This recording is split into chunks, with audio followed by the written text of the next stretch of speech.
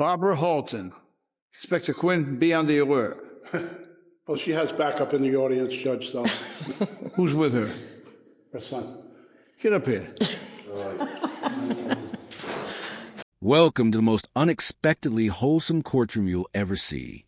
Today, we got a mother of 8 who just turned the courthouse into a crime scene, literally bleeding everywhere thanks to blood thinners. Her son? He's here for moral support and to roast her driving skills in front of the judge. Then, a college student who aced his exam with a 95, but forgot where he parked. And finally, a panicked husband who broke the law rushing to his wife's side at the hospital. Buckle up, because his judge is about to deliver justice with a side of humor, heartwarming moments, and some seriously surprising twists. Let's dive in. Believe me. Good morning, Your Honor. What is your name, sir? Carl. Kyle? Carl. Carl. Oh, you related? That's my mom. I'm number 7 out of her 8 children. You're 7. Number 7. How many children did you have? 8. 8. He's like almost a baby. That's one of my babies. He's one of your babies. What are the other ones? 8 feet tall. Your other baby. Well, you got a good son. He's taking you to court. No. I actually came here for the laugh, Your Honor. Inspector Quinn told me before court began, he says, there's a wonderful woman here, he says, but she's got a great son. Her son, he says, is going to pay all the fines. No, he pays enough for me. He's not going to pay them? No. No, Carl said that was one of his brothers that was going to pay all of it. Oh, it was He said his that brother. One of his Oh, brothers is the one that's going to pay it. I thought you said he was going to pay. No, she was in court, Your Honor, and had a medical episode that was treated with the fire department, and Carl responded in to make sure his mom was okay. That's why he's here with her in court. It just happened this morning. This morning? Yes, Your Honor. Okay, hold up. So, Barbara just had a medical emergency right before her court appearance? We're talking fire department, blood everywhere, and her son Carl rushing to the courthouse to check on her. That's some serious dedication right there. Now, here's the thing about blood thinners. They're life-saving medications. But even the smallest bump can turn into a scene that looks like a crime drama. Barbara banged her arm on the way to the bathroom, and suddenly it's a hazmat situation in the courthouse hallway. The judge is about to have a field day with this one. But honestly, this shows you the reality of aging medical challenges and the importance of having family who will drop everything to be there for you. Carl might be here for the laugh, but he's proving what family is really about. Let's see how this plays out. What's the story? I just banged my arm and started She bleeding. bumped around on her way into the ladies' room out in the hallway here, and the blood thinners got the best of her. She was bleeding all over the place. Oh, well, we'll have to add that to the cost of the tickets. That's what I was figuring. How much did it cost the cleanup crew? They're still out there, Judge, and it's a hazmat team. So. All right, Bob, what do you want to tell me about these? Nothing, I don't know. It just happened. Were you driving the car? Yeah. Were you alone in the car? You didn't have any of your babies with you, did you? No. No, we would have been driving, Your Honor. None of us trust her. Your son's not helping you, we said. No, I know. And I've been driving longer than him. A lot longer. Wait. Did Carl just throw his own mother under the bus in open court? None of us trust her? That is absolutely savage. Look, I get it. We all have that one family member whose driving makes us question our mortality. But to say it out loud to a judge while your mom is standing right there, that takes guts. And Barbara's response? I've been driving longer than him. Which, let's be honest, isn't exactly the defense she thinks it is. The judge is absolutely loving this family dynamic. You can see he's trying to get Carl to say something nice about his mom's driving, and Carl's like, nah, Your Honor, I'm going to keep it real. This is what makes courtroom moments like this pure gold. It's not just about the tickets. It's about the relationships, the humor, and the raw honesty. But here's the real question for you. Would you publicly roast your mom in court, or would you take the diplomatic route? Drop your answer in the comments. Barbara, he's supposed to say, my mother for years has been a safe driver. No. You know, she does everything right. No, she he's takes not care of Does, her Your kids. Honor. No. Her driving record's impeccable. You know, Now he's trying to make a comeback, right? First thing he said is, we She don't just trust hasn't him. been caught. Now they get the cameras, she'll have several tickets. No, I A won't. month. No, it's a lesson. He came here to throw you under the bus. I know. Make him pay. You have any sons that are bigger than him? Yeah. You better get them, give him a beating. I got a son that's going to be 60. 60. Oh, you can't beat him up. This guy's, you need like No, they love each other. you need New England Patriots to beat this guy up. You need about 5 of them. But I think he should like help you a little bit, don't you? Sorry. I help her with everything I can, Your Yeah, Honor. You would? he does. Absolutely. I want to It's ask my you mom. I want to ask you one question. If you knew your mother was hitting it tough financially, would you pay for the tickets? Absolutely, All every right, time. all right, you said the right thing. There's nothing I wouldn't pay for my mother. There you go. Good. There you go. There you go. This is a wonderful story. You got 8 kids. Your son is here. Your little baby is with you, right? Loves his mother. It's the first time she's been in traffic court, too. Yeah. Pretty good record. And now that I know your son's going to pay the ticket, it's going to cost you $50. Thank you. Good luck. Have Thank a good you, day. Your Honor. Have a Bye-bye. great day. All right. And there it is, the redemption arc we were waiting for. After roasting his mom's driving, Carl comes to a clutch save. There's nothing I wouldn't pay for my mother. That right there's the moment that matters. See, this is what the judge was testing.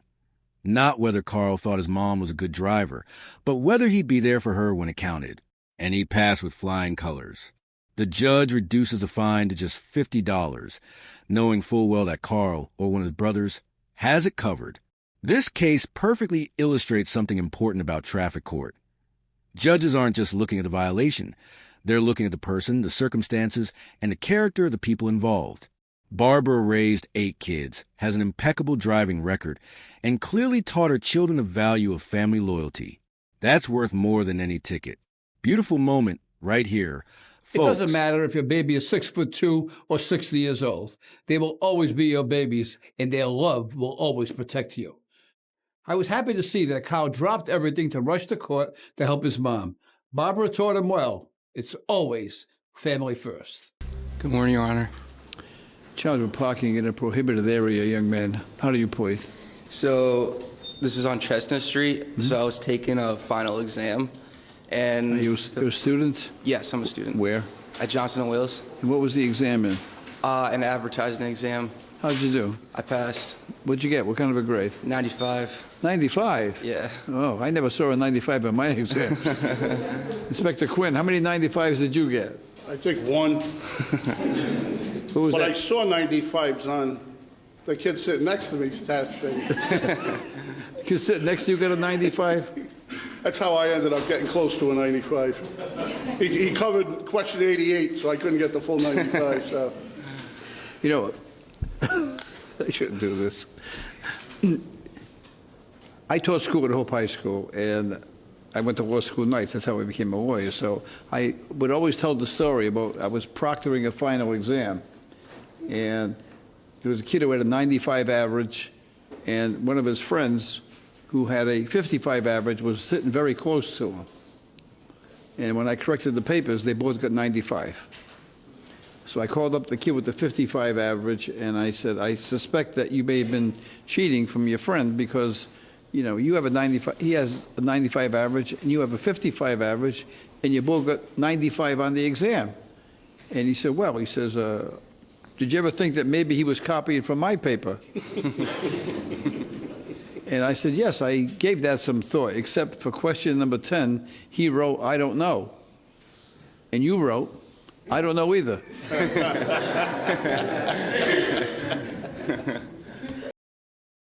Okay, can we just appreciate this judge for a second?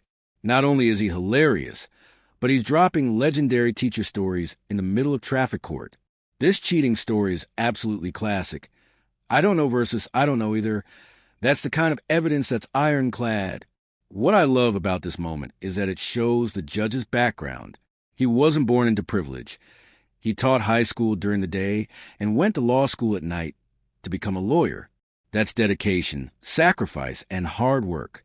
And now he's using that experience to connect with this college student who just crushed his advertising exam with a 95. This is what makes this judge so special. He doesn't just judge people. He relates to them. encourages them, and uses humor to make the courtroom a more human place. And honestly, who among us hasn't had a suspiciously similar answer to the person next to us during an exam? Be honest in the comments. So that's how Inspector Quinn got his 95. All right, young man. First of all, congratulations on the 95. Keep up the good work. Secondly, I have a photograph of your car. Yep. It was parked 25% in the prohibited area. The matter is dismissed. Thank you so much, sir.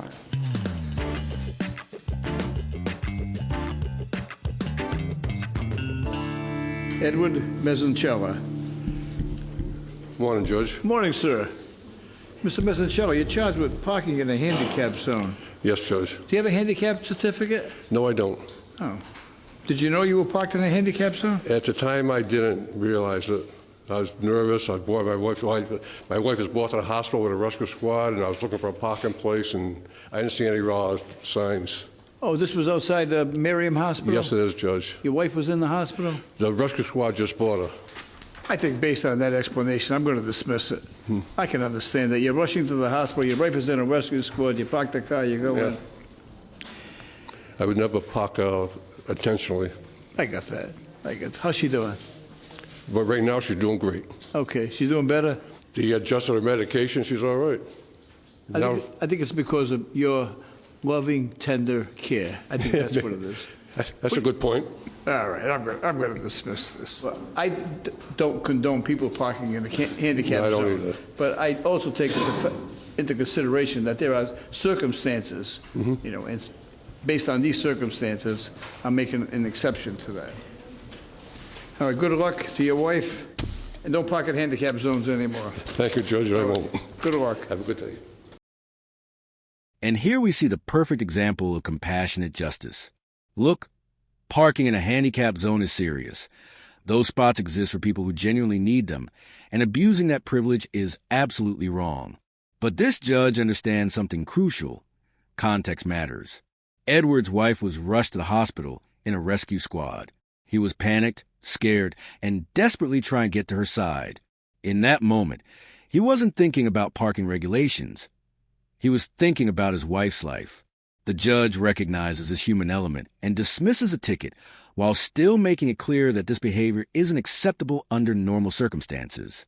This is what separates great judges from mediocre ones: the ability to balance the letter of the law with the spirit of justice. Edward wasn't trying to cheat the system. He was responding to an emergency. And the judge's final comment, attributing the wife's recovery to Edward's loving, tender care, shows the kind of warmth and humanity that makes this courtroom so special. This is justice with a heart. What a session in court today. We witnessed 3 incredible cases that showcase the very best of humanity and compassionate justice. First, Barbara Halton, a mother of 8 who literally turned the courthouse into a medical emergency scene, but still managed to charm the judge with her son Carl's hilariously honest testimony. Despite Carl admitting nobody trusts her driving, he proved where it counts. He'd pay anything for his mother. The judge rewarded that loyalty with a reduced $50 fine. Then we met Mobib, the Johnson and Wales student who aced his advertising exam with a 95, but forgot where he parked. The judge, impressed by his academic achievement and finding the car was only 25% in the prohibited zone, dismissed the ticket entirely. Proof that hard work and good character matter. Finally, Edward Mezzancella, who violated handicap parking rules while rushing to his wife's side during a medical emergency. The judge balanced strict adherence to disability rights with understanding the human panic of a husband whose wife was in an ambulance, ultimately dismissing the case with a stern reminder. These cases remind us that justice isn't just about rules. It's about recognizing the humanity in each situation, understanding context, and making decisions that reflect both fairness and compassion. If you found these cases as moving and entertaining as we did, make sure to smash that like button. Drop your thoughts in the comments below, especially which case resonated with you most. And don't forget to subscribe to our channel for more incredible courtroom moments that restore your faith in the justice system. Share this video with your family and friends, because everyone deserves to see justice served with wisdom, humor, and heart.